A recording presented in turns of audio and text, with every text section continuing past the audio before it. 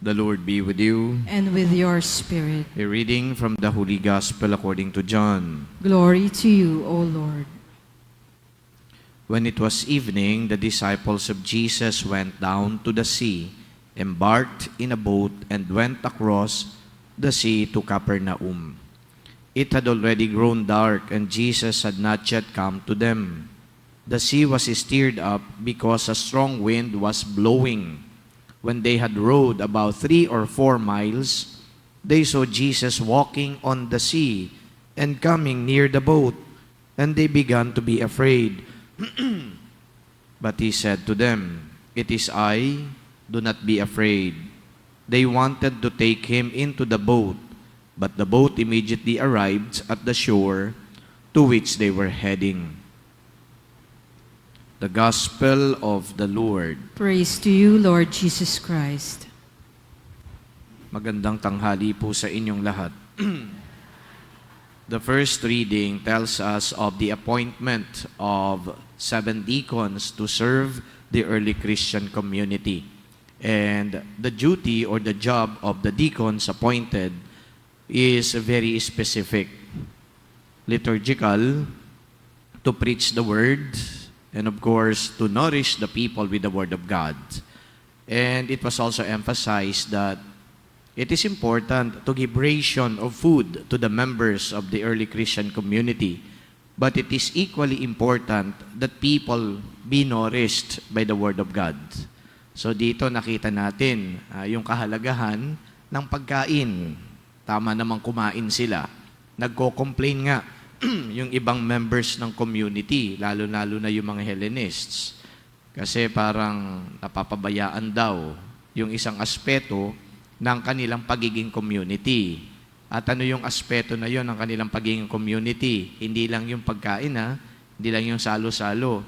The most important aspect for them is, yun nga, magbahagi na ng salita ng Diyos. Yung nga lang, kailangan nila mag-appoint ngayon na magbi-minister sa kanila. Kaya eto na yung mga binanggit na pangalan.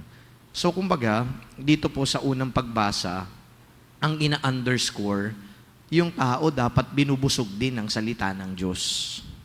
Every time na kayo po ay dumadalo sa ating mga misa, hindi lamang po yung pagtanggap ng banal na komunyon ang kumbaga ginagawa ninyo, kundi binubusog din kayo ng salita na ipinapahayag o pinoproklama.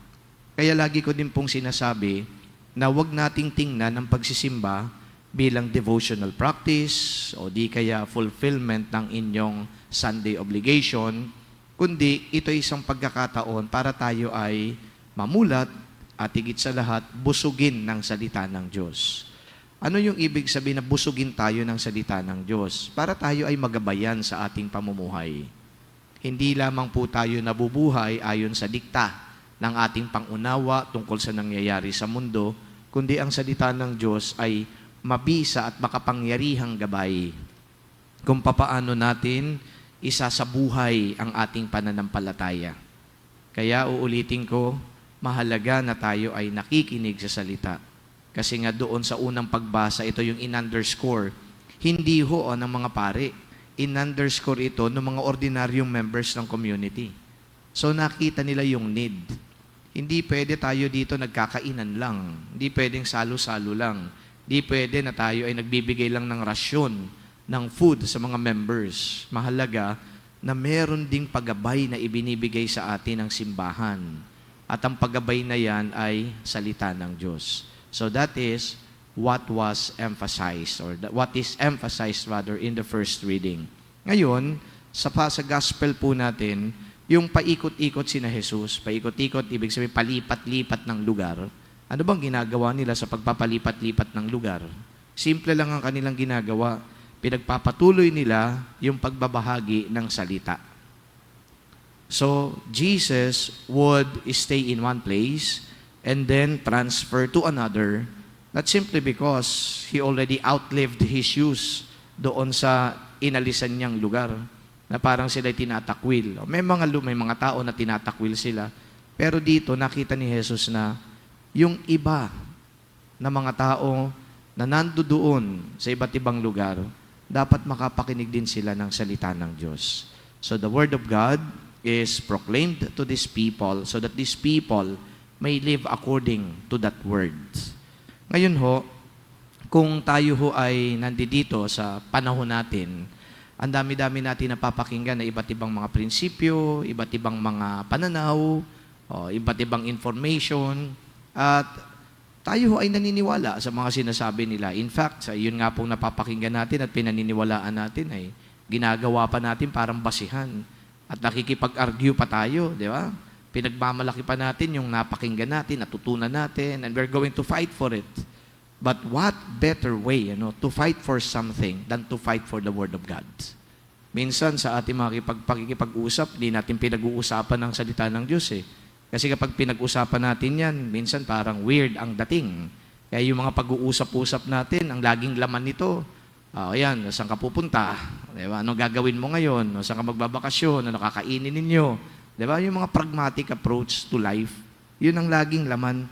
Pero minsan, kailangan din natin pag-usapan yung mas malaman, mas makapagbibigay ng sustansya sa buhay natin. We call that something that should give meaning into our existence. And more often than not, that meaning into our existence is, coming from the Word of God. I don't like to overemphasize it, but I guess I already underscored the importance of listening to the Word and of course, living according to the Word. Uulitin ko lang ho, hindi mga pari ang nag-emphasize nito. Yung mga tao mismo, nando dun sa Christian community, kailangan namin yan. I pray today na tayong lahat ay hangarin ang pakikinig sa salita. At hindi lamang pakikinig, kundi hangarin din natin ang pamumuhay ayon sa salita. Amen.